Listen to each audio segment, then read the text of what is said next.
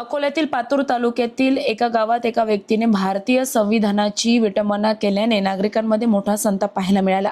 संतोष उपटे असे या माथेफिरूचे नाव असून या माथेफिरूने भारतीय संविधानाबद्दल एका व्हॉट्सअप ग्रुपवर भारतीय संविधानाबद्दल आक्षेपार्ह मजकूर टाकल्याचा आरोप करण्यात आल्यानंतर त्या व्यक्तीला गावातील काही नागरिकांनी पकडून चांगला चोप दिल्याची माहिती आहे। त्यानंतर डॉक्टर बाबासाहेब आंबेडकर यांच्या पुतळ्यासमोर नेऊन त्याला माफी मागायला लावली।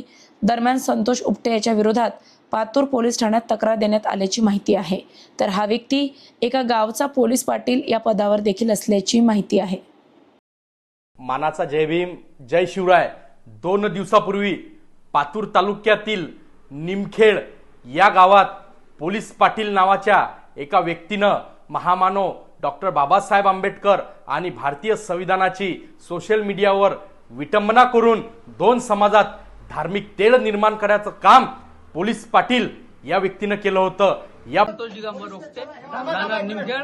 माझ्यामुळे संविधान कॉपी पेस्ट आहे, काही कॅनडातील आर्टिकल घेतलेले आहेत अशी पोस्ट एका व्हॉट्सअप ग्रुपवर पोलीस पाटील समवैचारिक व्हॉट्सअप ग्रुपवर झालेली आहे।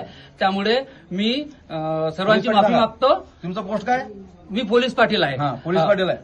तर त्या ग्रुपच्या माध्यमातून माझ्या